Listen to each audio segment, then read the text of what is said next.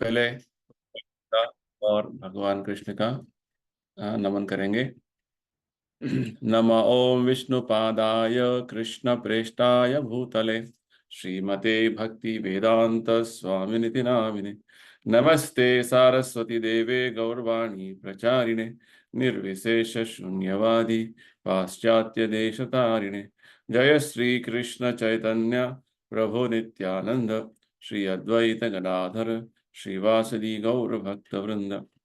हरे कृष्ण कृष्ण कृष्ण हरे हरे, हरे राम राम राम हरे हरे। श्री श्री राधा वृंदावन चंद्र की जय। श्री श्री निताई गौरंग की जय। श्रील प्रभुपाद की जय। तो आज हम भगवत गीता के बहुत महत्वपूर्ण श्लोक का अध्ययन करने वाले हैं, जिसको बोलते हैं चतुश्लोकी भगवत गीता।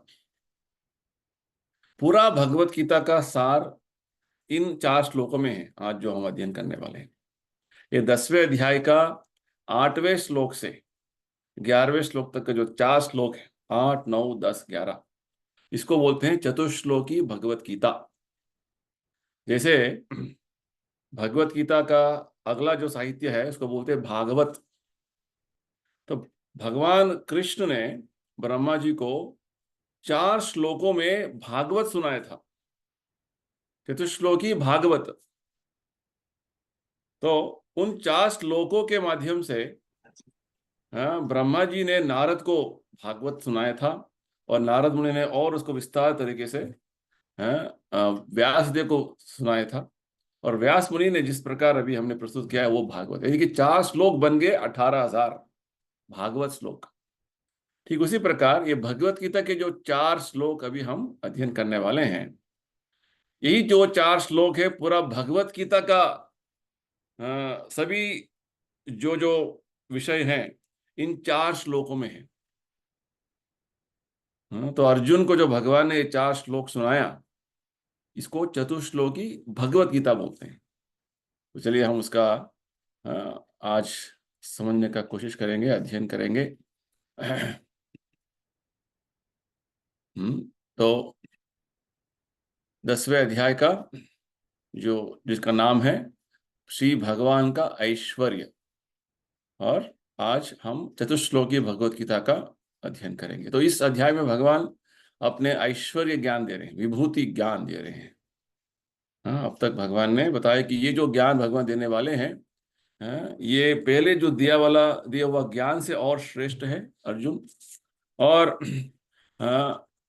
देवता, महर्षि, बड़े बड़े जो आत्मा है इस भौतिक संसार में, इनको भी जो है भगवान का इस ज्ञान का जो जानकारी नहीं है। भगवान इसे शुरुआत करते हैं इस अध्याय को। तो इस अध्याय में अब तक भगवान ने हमें बताया है जो जो इस संसार में हम देख रहे हैं, ये सब भगवान का ही भगवान ही उसका स्रोत है। तो भगवान बोलते हैं कि जो भगवान को जानते हैं कि वो आजन्मा है, वो अनादि, यानी कि उनका कोई कुछ आदि नहीं है, और भगवान ही सर्वलोक महेश्वर है, तो वास्तव में वो आदमी इस भौतिक संसार में फिर से जन्म मृत्यु का चक्कर में नहीं आएगा, भगवान ने बताया। और इस तरीके से भगवान बताए कि जो जो गुण हमें मनुष्य में देखने को मिलता है, जैसे क्षमा, सत्य, दम, सुख, दुख, ये सब गुण भगवान से ही निकल रहे हैं, और ये अलग अलग प्रकार में मनुष्य जाति में इसका जो है प्रकट हो रही है, प्रकाशित हो रहे हैं। तो इस तरीके से भगवान अब तक बहुत सारे जो बातें हमें बताया हुआ है, और विशेषकर अभी जो हम देखने वाले हैं 8वां श्लोक से बहुत महत्वपूर्ण है, इसे हम ध्यान से समझेंगे। तो ये सभी चर्चा हम कर रहे हैं श्रील प्रभुपाद जी के प्रेरणा से, जिन्होंने भगवत गीता का इतना सरल तरीके से हमें अनुवाद करके इसका जो व्याख्या दिया हुआ है। तो प्रभुपाद जी ने भगवत गीता, भागवत और सभी वैदिक शास्त्रों को हमें इस भौतिक संसार में जो अभी है वर्तमान में कलयुग में, हमें समझकर जीवन को उद्धार करने के लिए दिया हुआ है। प्रभुपाद जी आधुनिक युग का महान आचार्य हैं, जो हमें गीता का यथारूप जो ज्ञान अभी प्रदान कर रहे हैं। तो उनके प्रति हमारा कृतज्ञता व्यक्त करते हुए हम गीता महात्म्य का एक श्लोक समझने की कोशिश करेंगे।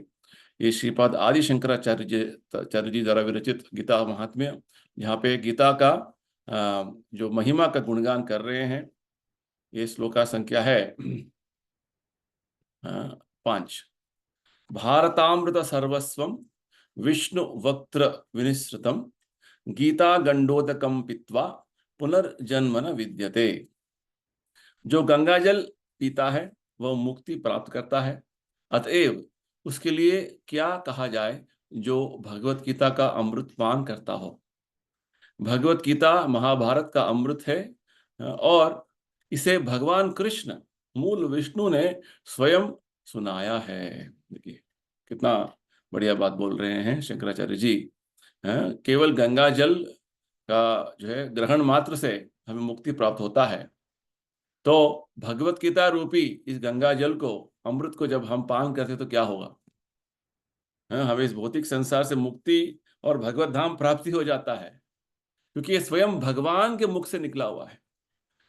शास्त्रों में, वेदों में बताते हैं कि गंगा जल वास्तव में भगवान के पाद पद्म से निकली हुई है। भगवान अपने वामन अवतार में, जब वामन रूप में बलि महाराज के पास आए और 3 कदम उन्होंने भूमि का दान मांगा, तो बलि महाराज ने बोला हाँ ठीक है ब्राह्मण आप ले लीजिए।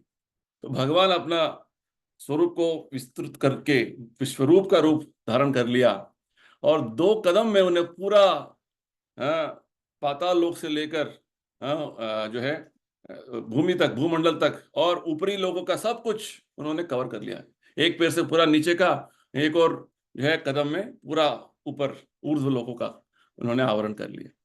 जब ऊर्ध्व लोकों का जो है तक पूरा जो है उसका सीमा तक भगवान ने अपना पाद जो है फैला रहे थे, तो ये ब्रह्मांड का छिद्र जो है, ब्रह्मांड का जो जो कवरिंग है, पर्दा जो है, उसका छिद्र पर्दे से जो है भगवान का पाद अंदर थोड़ा टच हो गया और वो खुल गया और ब्रह्मांड के बाहर जो है कारण जल जो बह रहा है, तो वो जो है भगवान का पाद पद्म का स्पर्श करते हुए नीचे आ गया, वही है गंगा जल।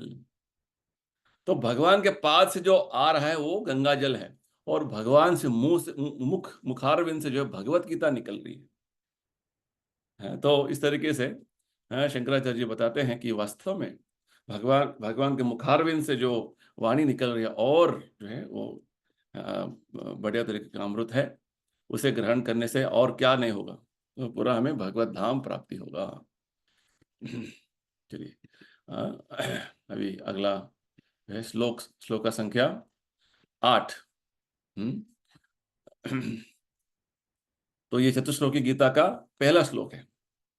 भगवान बोलते हैं अहम सर्वस्य प्रभवो मत्ता सर्वं प्रवर्तते इति मत्वा भजन्ते माम बुधा भाव समन्विताः। मैं समस्त आध्यात्मिक तथा भौतिक जगतों का कारण हूं। प्रत्येक वस्तु मुझ ही से उद्भूत है। जो बुद्धिमान यह भली भांति जानते हैं वे मेरी प्रेमा भक्ति में लगते हैं तथा हृदय से पूरी तरह मेरी पूजा में तत्पर होते हैं। तो भगवान यहाँ बता रहे हैं भगवान ही पूरा संसार का आध्यात्मिक भौतिक जगतों का कारण करता है। भगवान ही उनका स्रोत है। उद्भव भगवान से हो रहे हैं, भगवान मूल है। जन्माद्यस्य अतः, तो ये भागवत का श्लोक है, पहला श्लोक है। वहां पे भी वही बताते हैं कि जो जो अभिव्यक्तियां, जो जो चीजें हम देखते हैं भौतिक संसार में, न केवल हमारा जानकारी में है, जो हमारा जानकारी से बाहर है, और आध्यात्मिक लोक का जो सृष्टि है, सब चीजें भगवान बोल रहे हैं इधर अहम सर्वस्य प्रभवः। प्रभवः यानी कि मैं ही उनका उद्गम स्थान हूं।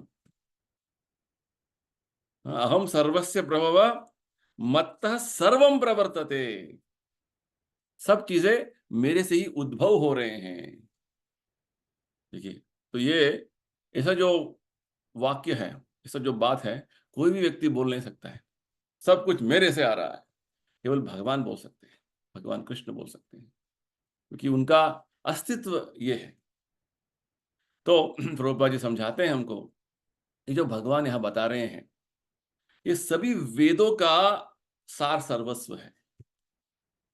एक व्यक्ति बहुत बड़ा पंडित है, जो पूरा वेदों का अध्ययन उसने कर लिया है, और महान विद्वान जैसे चैतन्य महाप्रभु हो, आचार्य हो, उनका जो है शिक्षा को ग्रहण कर लिया, तो वो यही निर्णय में आ जाता है। कौन सा निर्णय में? भगवान कृष्ण ही सबका कारण करता है। सर्व कारण कारणम। ब्रह्मा जी क्या बोलते हैं अपने प्रार्थना में? ईश्वरः परमः कृष्णः सच्चिदानंद विग्रह अनादिरादिर गोविंद सर्व कारण कारणम।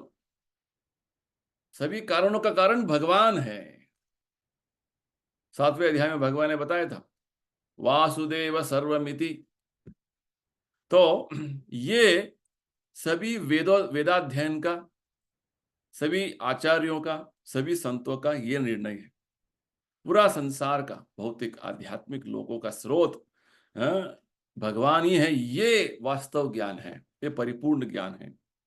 तो ऐसे व्यक्ति का जो जो जान लेता है कि भगवान ही सर्वस्व है, भगवान से ही सब कुछ उद्गम हो रहा है, उसका नेक्स्ट जो अगला कदम क्या होगा?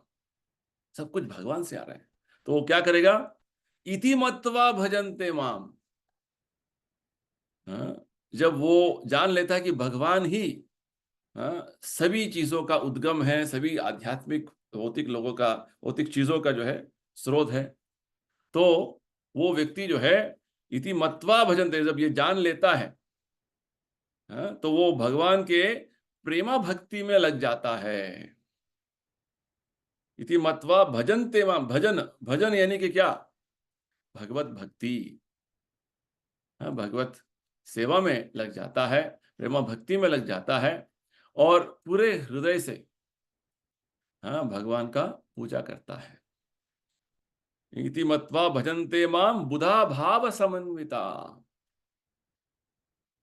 तो ये ज्ञान जो है सबसे श्रेष्ठ ज्ञान है, जिसके माध्यम से व्यक्ति भगवत भक्त बन जाता है। क्योंकि भगवान ही सबका स्रोत है, ये ज्ञान तक पहुंचना जो है इतना आसान नहीं है। भगवान ने 7वें अध्याय में शुरुआत में बताया था, मनुष्याणाम सहस्रेषु कश्चित् यतति सिद्धये। मैं मुझे जानना जो है उतना आसान नहीं है, क्योंकि बहुत सारे मनुष्य हैं जो अलग अलग तरीके के सिद्धि प्राप्त करने में लगे हुए हैं। कुछ लोग सोचते हैं कि भौतिक संसार में मुझे ये सब कुछ छोड़ के जो है मुझे आध्यात्मिक मार्ग में जाना है, वो सोचते हैं वो सिद्धि है। कुछ लोग सोचते हैं कि मुझे निराकार ब्रह्मन में लीन हो जाना है, ये उनको सिद्धि है। कुछ लोग सोचते हैं कि मुझे जन्म मृत्यु के चक्कर से बाहर निकलना है, उसके बाद क्या पता नहीं, ये सिद्धि। तो इस तरीके से अलग अलग सिद्धि का प्राप्ति में लोग लगे हुए हैं। तो भगवान बोलते हैं ऐसे सिद्धि प्राप्त किए हुए लोगों में से ही, लोगों में से भी भगवान कृष्ण को जानने वाला व्यक्ति बहुत दुर्लभ है।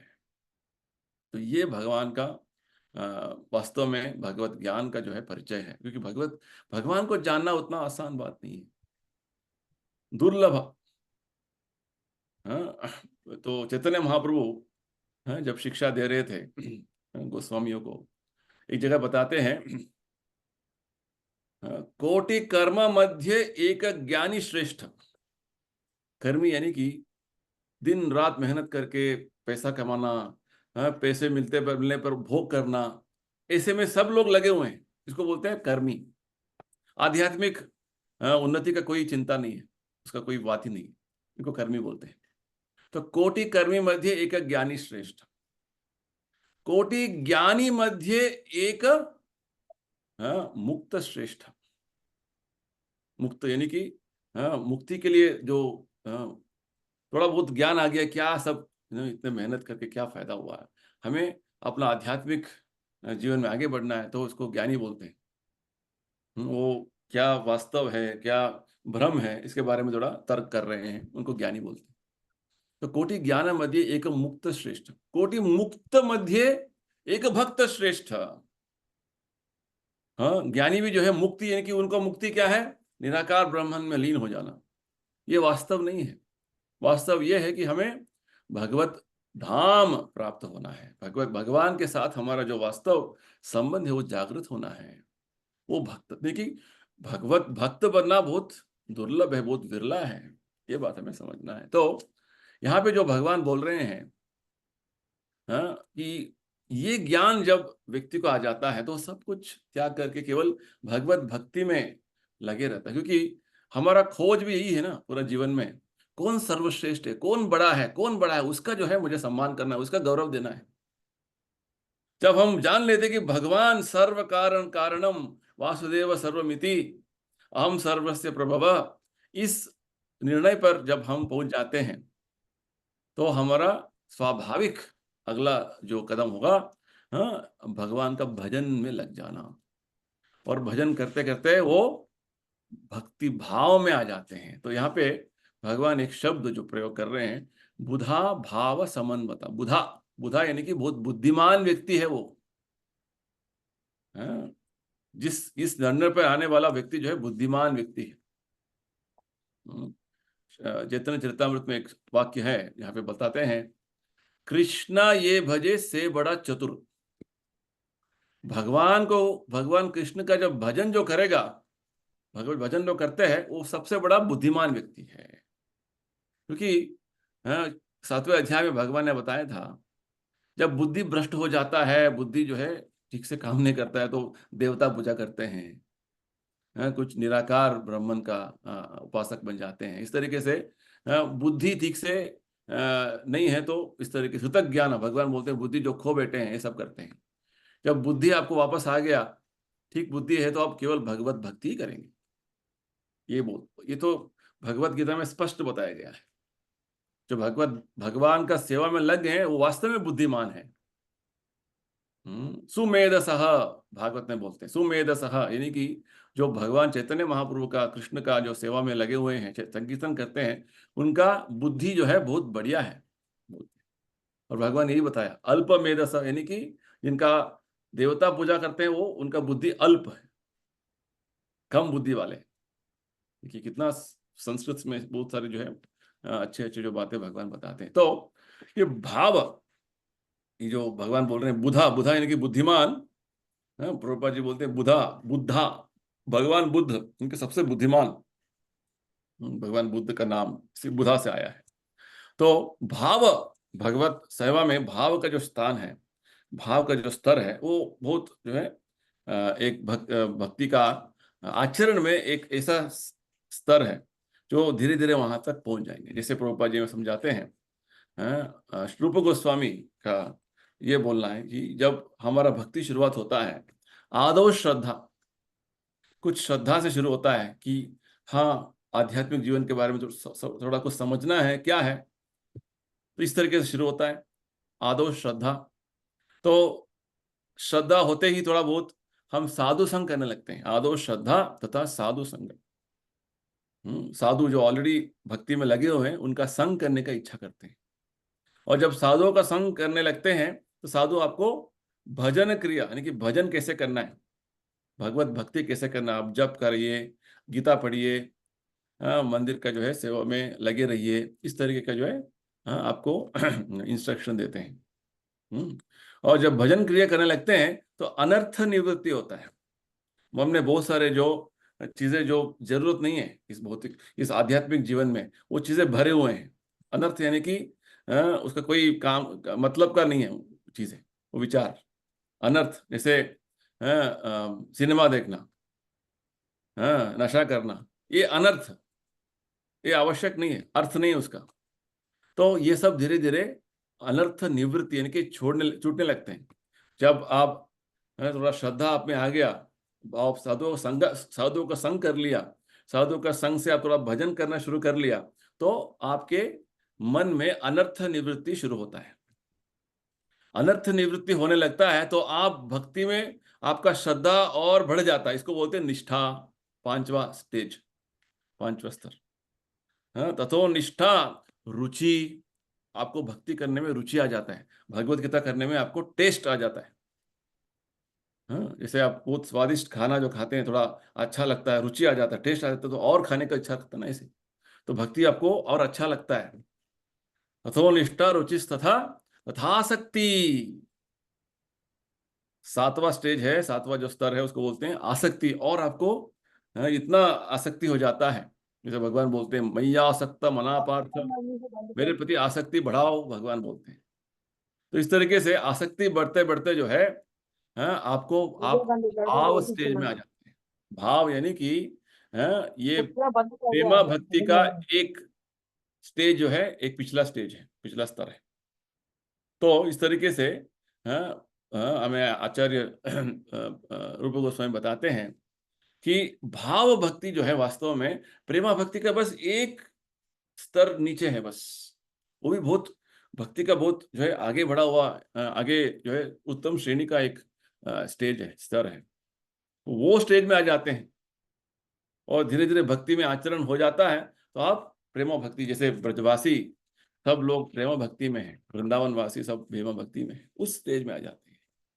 देखिए क्या जो है ये केवल कैसे कैसे इस स्टेज में आ सकते हैं, जब भगवान ही सभी तरीके का जो इस आध्यात्मिक भौतिक संसार का स्रोत है, भगवान ही जो है, जैसे प्रभुपाद जी बताते हैं इधर हर चीज भगवान से उद्गम हुआ है, भगवान बोलते हैं। और सब चीज मेरे ही अधीक्षण में है, मेरा नियंत्रण में है, भगवान बोलते हैं।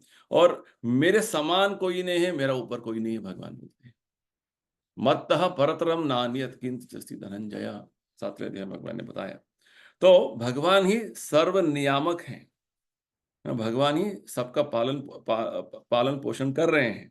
तो इस तरीके से जब हम प्रभुपाद जी से और जो सदगुरु से सब समझ लेते हैं, और हमारा सभी शक्तियों को भगवत सेवा में नियोजित कर देते हैं, तो हम वास्तव में सबसे बुद्धिमान व्यक्ति बन जाते हैं। जो इस तरीके का जो निर्णय में नहीं आए हैं, वो उसको बुद्धिमान नहीं बोलते हैं। वो केवल बाहरी लोगों को, बाहरी दुनिया में देखने पर, समझने पर लग रहा होगा वो बहुत बुद्धिमान व्यक्ति है। वो उनके स्तर पर ऐसे बुद्धिमान व्यक्ति समझ में आ सकते हैं। भगवत गीता के अनुसार भगवान का जो बुद्धिमत्ता का स्तर जो है, बुद्धिमत्ता का जो स्टैंडर्ड है, मानदंड ये है कि जब भगवान सभी भौतिक संसार, आध्यात्मिक संसार का स्रोत है, वही परम नियंत्रक है, नियामक है, ईश्वर है, परम ईश्वर है, ये जानना। तो बहुत सारे भगवत गीता और वैदिक ज्ञान का जो व्याख्या लोग करते हैं, इस तरीके से व्याख्या नहीं करते हैं कि भगवान ही सब कुछ, सभी चीजों का स्रोत है। तो प्रभुपाद जी बोलते हैं इस तरीके का जो व्याख्या से हमें दूर रहना है, जो भगवान का ठीक ठीक वर्णन नहीं हो रहा है। हमें केवल अधिकृत मूल से, जैसे प्रभुपाद जी और उनके परंपरा में जो आते हैं, उन्हीं आचार्यों का ज्ञान प्राप्त करना है, और बहुत संकल्प से, दृढ़ता से हमें भगवत भक्ति में आगे बढ़ना है। ठीक है, तो ये पहला श्लोक है, चतुश्लोकी गीता का पहला श्लोक में भगवान बोलते हैं मैं ही सभी आध्यात्मिक भौतिक लोगों का स्रोत हूं। और बुद्धिमान व्यक्ति जब इस ज्ञान के स्तर पर आ जाता है, तो मेरा भावा भक्ति में, प्रेमा भक्ति में लग जाता है, और पूरी तरह जो है मेरा सेवा में तत्पर रहता है, भगवान बोलते हैं। चलिए नेक्स्ट श्लोक का देखेंगे। श्लोक का संख्या 9, 10वें अध्याय का। ये भी बहुत बढ़िया श्लोक है। भगवान बोलते हैं मच्चित्ता मद्गत प्राण बोधयंत परस्परम कथयंतश्च माम नित्यम तुष्यन्ति च रमन्ति च। मेरे शुद्ध भक्तों के विचार मुझ में वास करते हैं, उनके जीवन मेरी सेवा में अर्पित रहते हैं, और वे एक दूसरे को ज्ञान प्रदान करते तथा मेरे विषय में बातें करते हुए परम संतोष तथा आनंद का अनुभव करते हैं। यहाँ पे भगवान जो प्रेमा भक्ति यानी कि भाव भक्ति के स्तर पर आ गए हैं, उनका कार्यकलाप क्या है वो यहाँ पे भगवान बता रहे हैं। अगला जो इस श्लोक में, ये दूसरा श्लोक है चतुश्लोकी गीता का, तो वहां पे बता रहे हैं मच्चित्त मत्गत प्राण। मेरे शुद्ध भक्त जो है उनका चित्त यानी कि उनका मन बुद्धि में केवल मैं ही बसा हूं, भगवान बोलते हैं। दूसरा और कुछ विचार नहीं है उनको। केवल भगवान का ही विचार वास करता है शुद्ध भक्तों के चित्त में। चित्त यानी कि मन बुद्धि। और मदगत प्राण, उनके जीवन जो है भगवान के सेवा के लिए पूर्ण तरीके से अर्पित है, समर्पण है। मच्चित्त मदगत प्राण बोधयंत परस्परम, इस तरीके से वो भक्तों के संग में रहते हैं और क्या करते हैं, बोधयंत। जैसे हम अभी सत्संग कार्यक्रम कर रहे हैं, हम क्या कर रहे हैं, हम भक्तों के बीच में भगवत गीता का जो उपदेश भगवान ने दिया हुआ है उसका चर्चा कर रहे हैं। बोधयंत यानी कि उसको हम बोल रहे हैं, आप सुन रहे हैं, आप कुछ बोलेंगे हम सुनेंगे, तो ये बोधयंत, बोधन हो रहा है। बोधयंत परस्परम कथयंतश्च माम नित्यम, इस तरीके से भगवत कथा का हर दिन प्रतिनित्य दिन नित्य जो है हर दिन इसका कथा करते हैं। भागवत कथा भगवत गीता का हर दिन जो है वो नित्य भगवत भक्त अपने बीच में इसका चर्चा करते रहते हैं। और इससे क्या होता है, तुष्यंति च रमन्ति च, तुष्ट यानी कि बहुत आनंद मिलता है उनको, संतुष्टि होता है और बहुत आनंद में वो रहते हैं। तो केवल भगवत ज्ञान का परस्पर यानी कि आपस में भक्तों का बीच में उसका केवल कीर्तन श्रवण करने से भक्तों को बहुत आनंद मिलता है और संतुष्टि होता है, ये वास्तव है। तो शुद्ध भक्त का ये लक्षण है, क्योंकि वो संपूर्ण तरीके से भगवत सेवा में, भगवान का प्रेमा भक्ति में लग जाते हैं।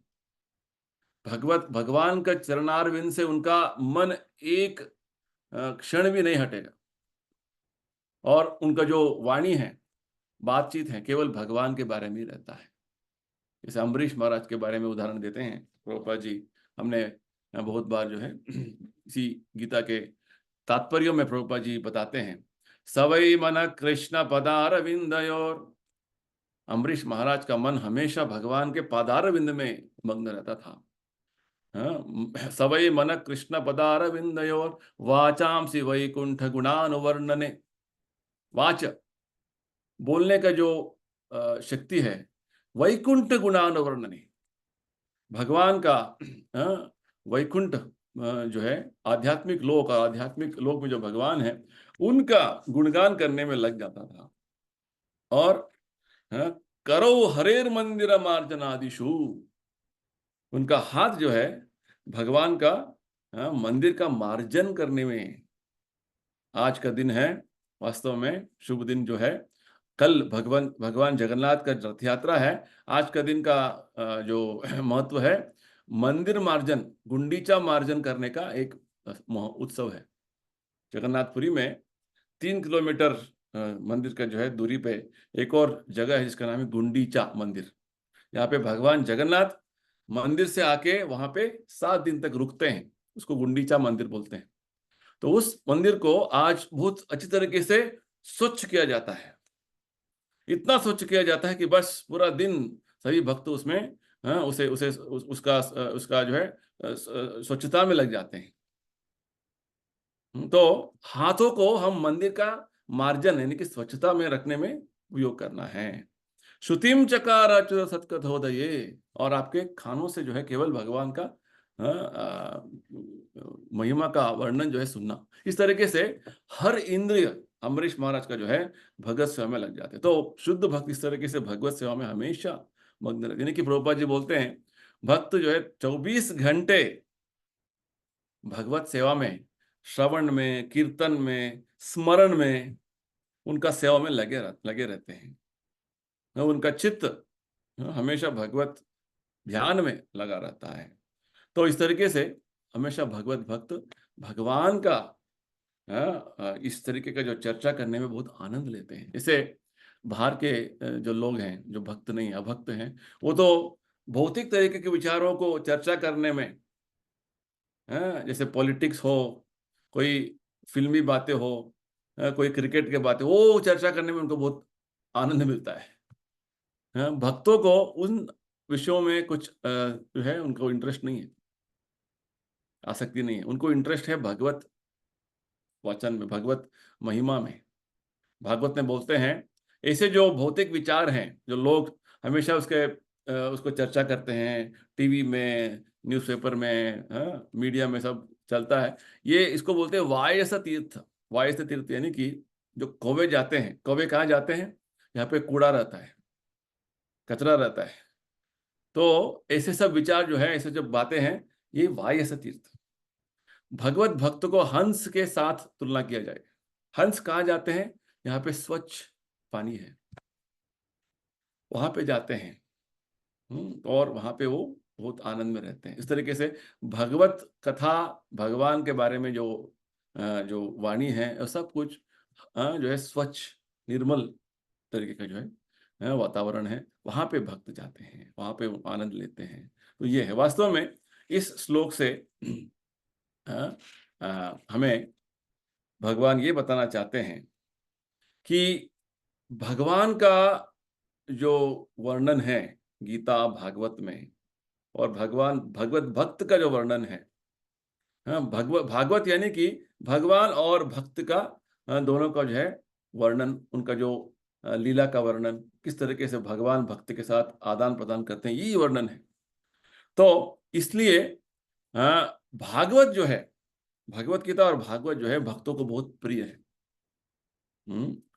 क्योंकि यहाँ पे कुछ भौतिक चीजें नहीं है। इसलिए भागवत में पहले ही बता दिया है, धर्म प्रोजित कैतवोत्र।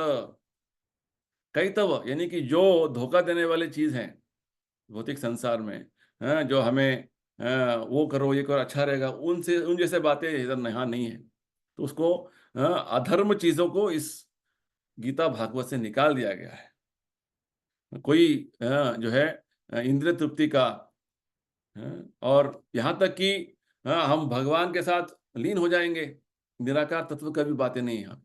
केवल भगवान और भगवत भक्त का वर्णन है बस।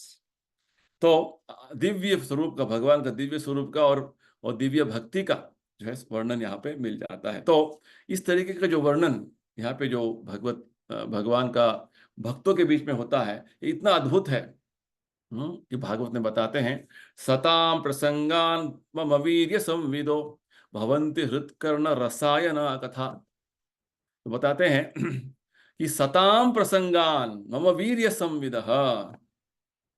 सताम यानी कि शुद्ध भक्त, जब प्रसंग, उनका संग में क्या होता है? मम वीर्य संविदः। जब भक्तों के संग में भगवत कथा का चर्चा होता है, तो वो इतना शक्तिशाली हो जाता है कि वो केवल श्रवण मात्र करने से, जैसे रसायन, जैसे हम फ्रूट सलाद बनाते हैं ना, कितना अच्छा स्वादिष्ट हो जाता है। तो केवल भगवत कथा, भक्तों के संग में श्रवण कीर्तन करने से, जैसे कानों को है ना रसायन कथा, और इस तरीके से हम केवल भगवत भक्तों के संग में भगवत कथा का श्रवण कीर्तन करते जाएंगे, तो धीरे धीरे क्रमशः जो है हम भक्ति में आगे बढ़ते जाएंगे और आगे बढ़ते जाएंगे। क्योंकि जब हमें भगवान का महिमा का थोड़ा बहुत ज्ञान शुरू हो जाता है, तो ये भगवान की कृपा है, शुद्ध भक्त की कृपा है। इसको बोलते चैतन्य महाप्रभु भक्ति लता बीज उसको उनको प्राप्त हो गया है। भक्ति लता बीज यानी कि भक्ति शुरुआत होने का, भक्ति का जो है जागरण होने का एक तरीके का, एक तरीके की शुरुआत। तो ये बीज को चैतन्य महाप्रभु बोलते हैं, हमें श्रवण कीर्तन करके इस भक्ति लता बीज का जो है इसे और इसका लता जो है इसका जो पेड़ धीरे धीरे इसका जो है पौधा निकलना है, और ये पौधा जाते जाते जो है पहुंचता है भगवत धाम। यानी कि पूरा जीवन भर हम जब श्रवण कीर्तन करना, यानी कि श्रवण कीर्तन सेचने जल, हम जल डाल रहे हैं। जैसे एक पेड़ को हम जल डालते हैं, तो श्रवण कीर्तन करने से जल डालेंगे हम ये भक्ति लता बीज को। और ये भक्ति लता बीज बढ़ते बढ़ते बढ़ते इस भौतिक संसार के जो आवरण से बाहर निकल के आध्यात्मिक लोक प्रवेश कर लेता है। आध्यात्मिक लोक से वो गोलोक वृंदावन में भगवान का चरण का आश्रय ले लेता है। तो ये मिलता है आनंद, यानी कि शुरुआत से लेके अंत तक भगवत धाम तक जो है केवल आनंद ही आनंद। भगवान ने क्या बताया 9वें अध्याय में, सुसुखम कर्तुम अव्ययम। भगवत भक्ति जो है इतना आनंदमय है, शुरुआत से भगवत धाम पहुंच के भगवान का आश्रय लेने तक का जो है बात है, आनंद ही आनंद है। तो ये भगवत भगवत सेवा, यानी कि भगवत सेवा में दुख का कोई बात ही नहीं, ये बात है। तो भक्तिविनोद ठाकुर बोलते हैं भगवत सेवा में दुख का अनुभव भी हो तो वो सुख है, क्योंकि भगवत सेवा में सब कुछ भगवान के लिए हो रहा है। भगवान कुछ ऐसे अनुभव देते हैं ताकि उनका भक्ति और बढ़े, तो ये बात है। तो इस तरीके से भगवत भक्त उनका चित्त में केवल भगवान को रखते हैं, भगवत सेवा में हमेशा तत्पर रहते हैं, भगवान का सेवा में संपूर्ण तरह के समर्पण है, और भक्तों के संग में रहकर केवल भगवत कथा का श्रवण कीर्तन करके आनंद में है। इस तरीके से। तो ये दूसरा श्लोक हो गया। अभी आगे बढ़ेंगे, तीसरा चतुश्लोकी गीता का श्लोक, श्लोक का संख्या 10। तेषां सततयुक्तानां भजतां प्रीतिपूर्वकं ददामि बुद्धि योगम तम येन मामुपयान्ति ते। जो प्रेम पूर्वक मेरी सेवा करने में निरंतर लगे रहते हैं, उन्हें मैं ज्ञान प्रदान करता हूं, जिसके द्वारा वे मुझ तक आ सकते हैं।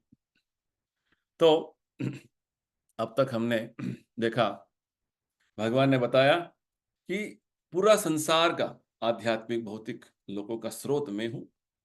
बुद्धिमान व्यक्ति जब ये जान लेता है तो मेरे प्रेमा भक्ति में तत्पर होकर लग जाएगा। और इस तरीके से जब अनेक भक्त साथ में मिलेंगे, भक्तों का संग में रहते हैं, तो वो केवल भगवान के ही गुणगान करने में, महिमा का जो है वर्णन करने में लगे रहते हैं। इसे बहुत आनंद लेते हैं और बहुत संतुष्टि लेते हैं, और इस तरीके से केवल भगवान को ही अपने मन में रखते हैं और कुछ नहीं। अभी क्या भगवान क्या बोल रहे हैं, इस तरीके से जब भगवत भक्ति में लग जाते हैं प्रेम पूर्वक, तेषाम सतत युक्तानाम भजताम प्रीति पूर्वकम। जब इस तरीके से मेरी सेवा में जब भक्त निरंतर लगे रहते हैं, तो भगवान बोलते हैं ददामी बुद्धि योगम तम। मैं उन्हें ऐसे ज्ञान प्रदान करूंगा जिसके माध्यम से, जिसके द्वारा वो मेरे तक आ सकते हैं। देखिए कितना बढ़िया बात बोल रहे हैं भगवान। केवल हमें भक्ति में लगे रहना है बस। जैसे भागवत में एक श्लोक है, वासुदेवे भगवती भक्ति योग प्रयोजित जनयति आशु वैराग्यम ज्ञानम च अधैतुकम। प्रथम स्कंद में ये श्लोक आता है। यहाँ पे बताते हैं वासुदेव भगवान कृष्ण का भक्ति करने मात्र से, वासुदेवे भगवती भक्ति योग प्रयोजिता, उसका प्रयोजन क्या है? आपको वैराग्य और ज्ञान प्राप्त हो जाता है। वैराग्य किस बात से? इस भौतिक संसार के बहुत सारे राग और जो है वासनाओं से आपको वैराग्य। और ज्ञान किसकी ज्ञान? मैं आत्मा हूं, मैं भगवान का अंश हूं, भगवत सेवा करना, ये ज्ञान। और भगवत सेवा भगवत धाम जाना, ये ज्ञान प्राप्त हो जाता है। तो यहाँ पे विशेषकर भगवान एक शब्द का जो प्रयोग कर रहे हैं, बुद्धि योगम। ये शब्द भगवान ने शुरुआत में भी उसका उपयोग किया हुआ है, दूसरे अध्याय में भी। क्योंकि बुद्धि, अभी हमारा बुद्धि क्या हो गया है, इस भौतिक संसार में आके कलुषित हो गया है। और इतना कलुषित हो गया कि हम सोचते हैं कि भौतिक संसार में भोग करना, यहाँ पे आनंद से रहना, बस यही मेरा जीवन है। मेहनत करो, पैसा कमाओ, हाँ, अपना परिवार बसाओ, बस जीवन वही है। ये इसको अज्ञान बोलते हैं, ये भ्रष्ट बुद्धि है। हाँ, वास्तव बुद्धि क्या है? मैं भगवान का अंश हूँ, भगवान का सेवा करना मेरा वास्तव अस्तित्व है, भगवत धाम जाना मेरा कर्तव्य है, ये स्पष्ट बुद्धि है। तो बुद्धि योगा यानी कि हमारे जो अभी भ्रष्ट बुद्धि को भगवान शुद्ध करके उनके बुद्धि के साथ जोड़ देते हैं। इसको बोलते हैं बुद्धि योगम। हाँ, वास्तव में हमारा बुद्धि आत्मा का बुद्धि है, भगवत सेवा करने का है। वो अभी आके भौतिक संसार में कलुषित हो गया है, कलमश में आ गया है। तो जब हम भगवत सेवा में निरंतर लग जाते हैं तो क्या होगा? भगवान हमें बुद्धि देंगे किस तरीके से हमें इस भौतिक संसार से बाहर निकलना, यानी कि भगवत भक्ति कैसा जो है रहस्य ज्ञान है, एक ऐसा जो भगवान और भक्त का बीच का संबंध है कि कुछ कुछ ऐसे वो मैकेनिकल नहीं है। इसमें बहुत सारे जो ऐसे विषय हैं जो भगवान और भक्त के बीच में हो रहे हैं, ये आदान प्रदान। जब भक्त भगवत सेवा में निष्ठा से श्रद्धा से लग गया तो भगवान अंदर से, क्योंकि भगवान अंदर में बैठे चैत्य गुरु रूप में, उनको पता है कि तुम्हारा भक्ति कितना प्रामाणिक है। यहाँ पे जब भगवान बोलते हैं प्रीति पूर्वकम, प्रभुपाद जी इसके बारे में अलग अलग जगह बताते हैं कि प्रीति पूर्वकम ऐसा नहीं कि हाँ कुछ पढ़ना है पढ़ लो, भगवान का आरती करना है बस ऐसे अगरबत्ती घुमा लो, प्रीति नहीं है। मैं किस लिए कर रहा हूँ, क्यों कर रहा हूँ पता नहीं, जैसे मशीन जैसा करने से कोई फायदा नहीं। जैसे आपने पिछले अध्याय में पढ़ा था, भगवान क्या बोलते हैं? पत्रम पुष्पम फलम तोयम यो मे भक्त्या प्रयच्छति तदहम भक्ति उपहृतम। मुझे पत्र पुष्प फल, तो यानी कि पानी अर्पण करो प्रेम से, भक्ति से, तब मैं स्वीकार करूंगा। यानी कि भक्ति आचरण में सबसे बड़ा जो एक भक्त का जो योगदान है वो है उसका भक्ति भावना। किस भक्ति भावना में हम भगवान का सेवा कर रहे हैं? केवल एक औपचारिकता के रूप में कर रहे हैं, कुछ भावना के साथ। जैसे हम अपने बच्चे को खाना खिलाएंगे तो बहुत प्रेम से खिलाएंगे ना, तो वो भावना है भगवान के प्रति, ये हमें देखना है। तो भगवान ये बोल रहे हैं प्रीति पूर्वकम। जब हम भगवत सेवा में सतत निरंतर लग जाते हैं, लगे रहते हैं, और वो भी किस तरीके से? प्रेम पूर्वक सेवा में, प्रीति पूर्वकम, तब जो है भगवान हमें बुद्धि देंगे किस तरीके से आगे बढ़ना है। तो भगवान ऑनलाइन देते हैं नॉलेज, ज्ञान, किस तरीके से आगे बढ़ना है। तो यानी कि भगवत भक्त को ऐसा नहीं कि मुझे पता नहीं है क्या करना है, नहीं, सब कुछ भगवान अंदर से ज्ञान देते रहते हैं आगे कैसे बढ़ना है अपने आध्यात्मिक जीवन में। और भगवत सेवा का जो मिशन हाथ में लिया है, कैसे आगे बढ़ना है। प्रभुपाद जी जैसे अमेरिका गए, उन्हें केवल यही श्रद्धा था कि भगवत नाम पर श्रद्धा था, अपने गुरु के आदेश पर श्रद्धा था। वो निकल पड़े, आगे क्या होगा कैसे होगा वो बोलते हैं मुझे पता नहीं था। जैसे जैसे प्रभुपाद जी आगे बढ़ते गए, भगवान उनको अंदर से ज्ञान देते गए, बुद्धि देते गए, ऐसे चलो ऐसे चलो। और प्रभुपाद जी ने पूरा संसार में बहुत बड़ा आंदोलन का जो है स्थापना कर दिया। तो ये है भगवान और भगवत भक्त के बीच का जो है बहुत अन्योन्य संबंध। तो प्रभुपाद जी बोलते हैं एक भक्त को एक सदगुरु मिला होगा और एक संस्था, आध्यात्मिक संस्था में भी वो अपने आप को जो है पहचान बनाया होगा, फिर भी उसके पास किस तरीके से आगे बढ़ने जो है वो बुद्धि नहीं है, उतना पर्याप्त बुद्धि नहीं है, तो भगवान उनको बुद्धि देंगे, उनको उपदेश देंगे, ताकि अंत में वो भक्त उन तक पहुंच जाए। तो एकमात्र जो योग्यता क्या है, प्रभुपाद जी बोलते हैं कि वो भक्त को हमेशा भगवत सेवा में लगे रहना है। हरे कृष्णा जप करना भी भगवत सेवा है। अभी मेरे पास वो भावना नहीं है, चिंता नहीं है, आप लगे रहिए, भावना आएगा, धीरे धीरे भगवान देंगे। तो हमें केवल प्रभुपाद जी का आदेश अनुसरण करना, वो भी एक भावना है, अनुसरण भावना। प्रभुपाद जी ने बोला है, मुझे करना है, हर दिन जप करना है। प्रभुपाद जी ने बोला है भगवत गीता पढ़ना है, हर दिन पढ़ना है। प्रभुपाद जी ने बोला है मुझे भगवान को भोग लगाना है, करना है। तो ये जब करते जाते हैं तो भगवान हमें और बुद्धि देंगे किस तरीके से भक्ति में आगे बढ़ना है। तो केवल हमारा प्रामाणिकता भक्ति आचरण में ये पर्याप्त है हमें आगे बढ़ने के लिए, ये बात भगवान बता रहे हैं। तो ये तीसरा श्लोक था जहां पे भगवान हमें बोल रहे हैं आपका प्रामाणिक प्रेम पूर्वक निरंतर भक्ति ही आपको भक्ति में आके लेके जाएगा। ठीक है, आपको जो है असमाधान व्यक्त नहीं करना है कि अभी क्या हो रहा है, नहीं नहीं, शांति शांति, थोड़ा सावधानी से निरंतर जो जो कर रहे हैं करते जाइए, धीरे धीरे भगवान सब कुछ आपको ज्ञान देंगे, आपको जो जरूरत है सब कुछ देते जाएंगे। ददामि बुद्धि योगम तम, वही भगवान बोल रहे हैं, मैं देता हूं ज्ञान, भगवान बोलते हैं। चलिए नेक्स्ट। तो चतुश्लोकी गीता का चौथा श्लोक, अंतिम श्लोक है, 11वां श्लोक। तेषामेवानुकंपार्थम अहम अज्ञानजं तमः नाशयामि आत्मभावस्थो ज्ञान दीपेन भास्वता।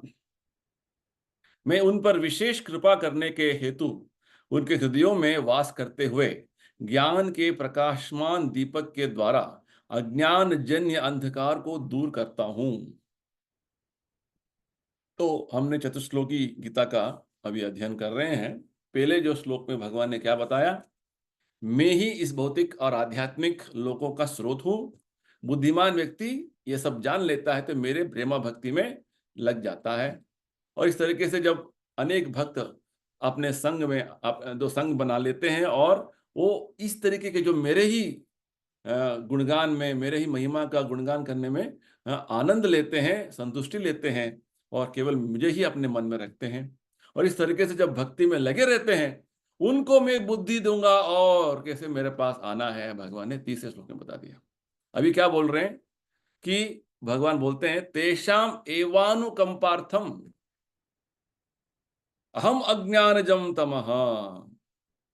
तो भगवान बोलते हैं मैं, क्योंकि मैं उनके हृदय में परमात्मा के रूप में विराजमान हूं, तो उन पर विशेष कृपा करने के हेतु, हृदय में वास करने के करते हुए उनके हृदय में जो अंधकार है, अज्ञान का अंधकार जो है, वो मैं नाश कर देता हूं।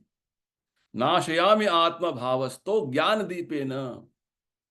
जैसे अभी अंधेरा, अभी रात है, लाइट चला गया तो अंधेरा हो जाता है, तो एक टॉर्च लेते हैं तो पूरा थोड़ा रोशनी आ जाता है। ठीक उसी प्रकार हम इस भौतिक संसार को अंध अंधमय अंधकार का लोग बोलते हैं। ओम अज्ञान तिमिरांधस्य, यानी कि यहाँ पे लोगों को ज्ञान नहीं है, ज्ञान यानी कि प्रकाश नहीं कि मैं कौन हूं, मैं क्यों इधर आया हूं, इसलिए इसको अंधकार बोलते हैं।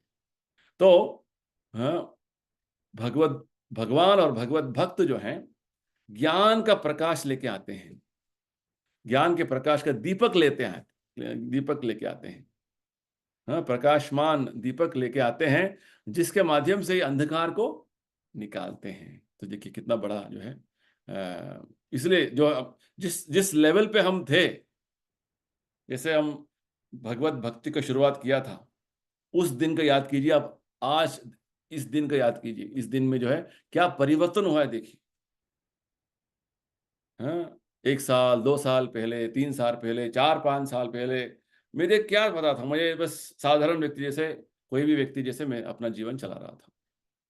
अभी जो जो परिवर्तन हुआ है, क्या हुआ है, जैसे तीसरे श्लोक में भगवान ने क्या बताया, ददामि बुद्धि योगम तम, जिस क्योंकि आपने जप करने का, निरंतर जप करने का जो है आपने संकल्प लिया, हर दिन जप करने का संकल्प लिया, तो जैसे जैसे आप आगे बढ़ते जाते हैं ऐसे ऐसे भगवान बुद्धि देते हैं, अंदर से प्रेरणा देते हैं।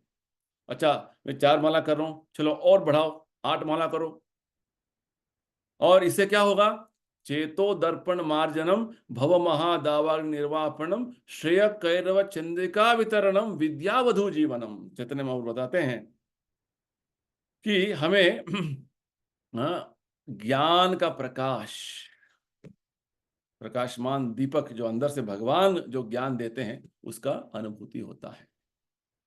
यानी कि धीरे धीरे हमें पता चलता है कि हाँ, संसार ये है, मेरा अस्तित्व ये है, मैं ये हूँ, मेरा वास्तव में शरीर नहीं हूँ, आत्मा हूँ। ये ज्ञान धीरे धीरे अंदर से प्रकाश हो जाता है।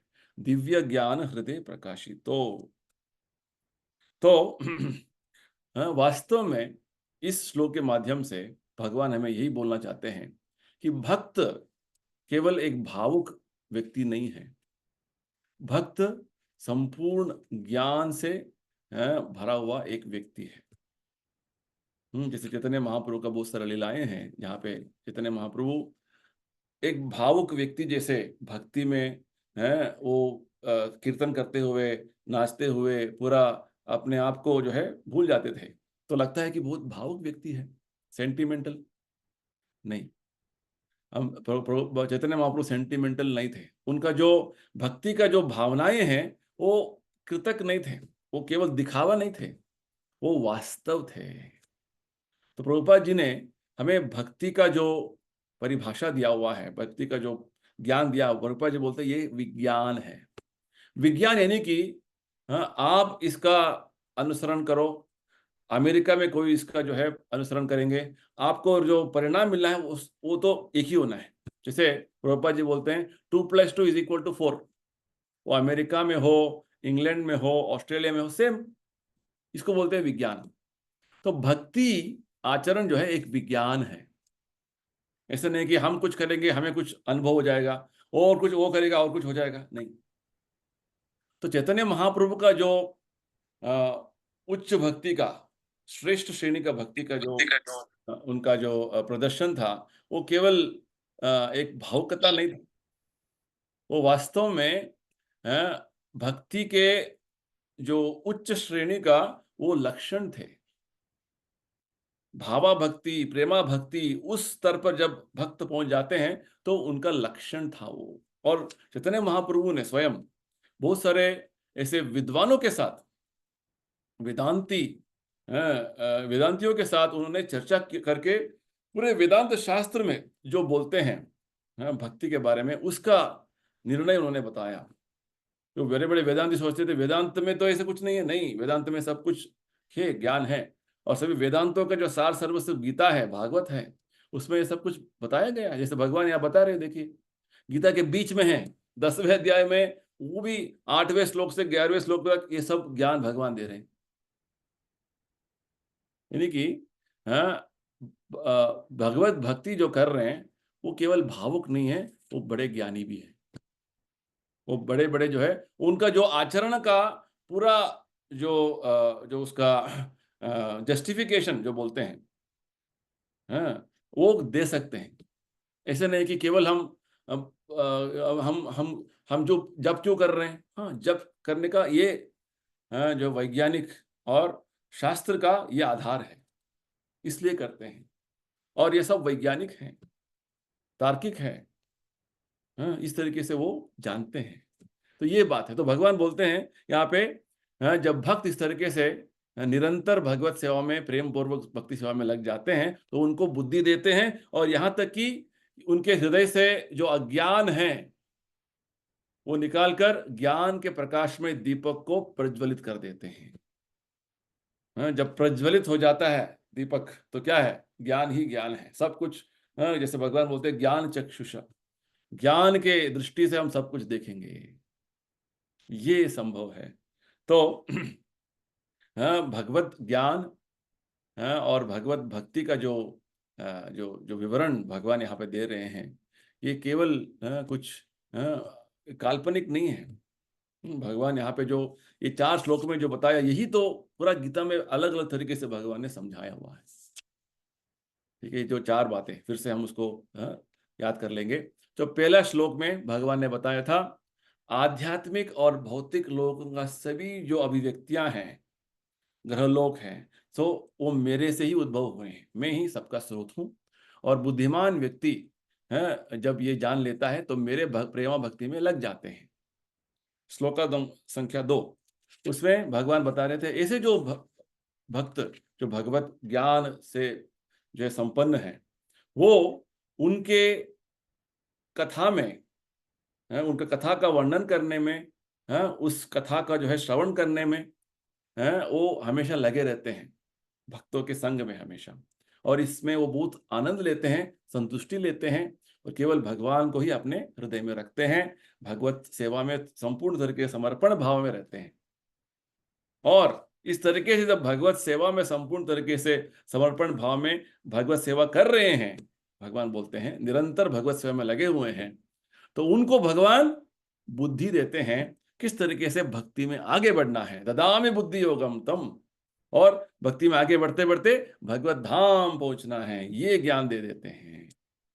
और आगे आगे भगवान उसी भक्त को भक्ति में आगे बढ़ते बढ़ते जो है उनके अंदर में जो कुछ अज्ञान है, अज्ञान से ही हम ठीक से समझ नहीं पा रहे मैं कौन हूं, मैं इधर क्यों, मैं इधर मेरा अस्तित्व क्या है, सब कुछ नहीं जान पा रहे, उनके हृदय के अंदर से भगवान ज्ञान के प्रकाशमान दीपक को प्रज्वलित कर देते हैं और अज्ञान के अंधकार को निकाल देते हैं। तो इस तरीके से भगवान भक्त पर विशेष कृपा करते हैं। तो ये सब किसको संभव है? ये सब परिवर्तन जो देख रहे हैं किसके लिए है? भक्त को है। जो भक्ति नहीं कर रहे हैं ये परिवर्तन नहीं होगा, स्पष्ट है। तो भक्ति करने का आवश्यकता इधर भगवान हमें समझा रहे हैं, क्योंकि पूरा भगवत गीता का अध्ययन हम करेंगे ठीक तरीके से तो निर्णय यही आता है कि हमें भगवत भक्ति करना है। हर अध्याय में यही निर्णय मिलता है और इन 4 श्लोकों में भी यही निर्णय है, भगवत भक्ति करना ही मनुष्य का वास्तव अस्तित्व है, वास्तव कर्तव्य है। इसके बिना जो है हम अज्ञान में रहेंगे, हम मूर्ख बने रहेंगे। तो ये बात भगवान बताते हैं। तो जैसे ही भगवान भगवत भक्ति करने में हम लग जाते हैं तो हमारा जो देखभाल है, हमारा पालन पोषण भगवान के हाथों, हमारा कुछ चिंता नहीं है। जैसे भगवान क्या बोलते हैं, अनन्यश्चिन्तयन्तो माम ये जना पर्युपासते तेषां नित्याभियुक्तानां योगक्षेमं वहाम्यहम्। भगवान बोलते हैं जो मेरे चिंता में अनन्य रहते हैं उनका योगक्षेम मेरा जिम्मेदारी, भगवान बोलते हैं। तो भक्त का ये जीवन है। तो यही बात भगवान यहाँ पर बता रहे हैं। ठीक है, तो आगे और देखेंगे, इस अध्याय में बहुत अच्छा जो है विचार आएंगे। तो मैं यही समाप्त करूंगा। किसी कुछ प्रश्न है, कुछ कमेंट से तो पूछ सकते हैं।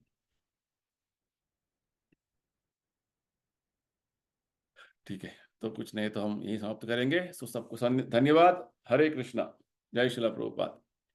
भगवत गीता की जय। हरे कृष्ण।